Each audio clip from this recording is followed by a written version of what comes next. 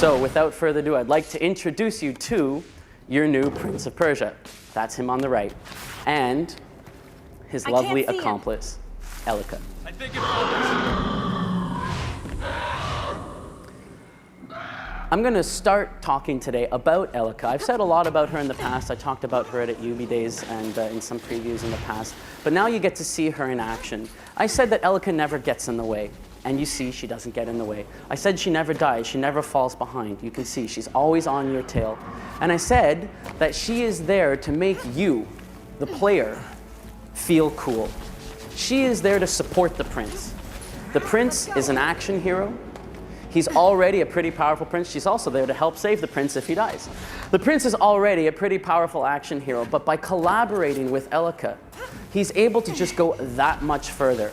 She saves him if he dies. She helps point the way through the world to make sure he doesn't get lost. You'll see that in a couple of minutes. She helps him go further, go faster, and just make sure that what was already a pretty fantastic action hero is now that much cooler. So Prince of Persia is no longer a linear game. We've taken the player out of the linear Prince of Persia experience that you saw from the past trilogy into a world where they are in charge. They get to decide where they want to go. Now, Tama, if you can just look around a little bit here and show them the left, show them the right, show them back, show them forward.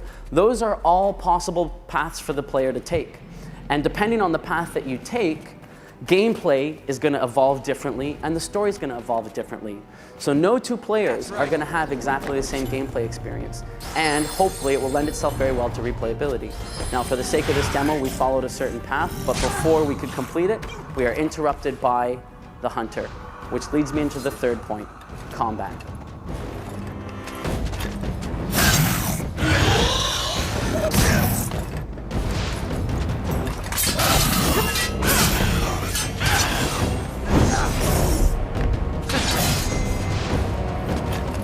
As you can see, the combat in Prince of Persia really centers around the idea of a duel. It's you and it's Elika facing off against one enemy who's every bit as strong, every bit as capable as the combined power of you and Elika. It's going to take everything you've got to defeat this guy and every other enemy in the game. We really want you to have that sensation, that sense of urgency that comes from the feeling of a really, really spectacular boss fight. And we want that every single fight in the game. We want the camera really close, so you get those really cool dramatic shots. We want to make sure that you and Elika have the opportunity for some spectacular, collaborative, acrobatic combat against this enemy.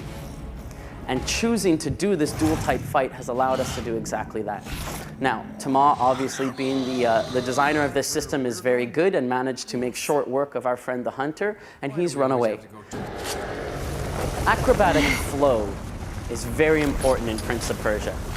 In the previous trilogy, if you were a very talented player, a hardcore player, if you will, you were able to pull off some incredible acrobatic sequences.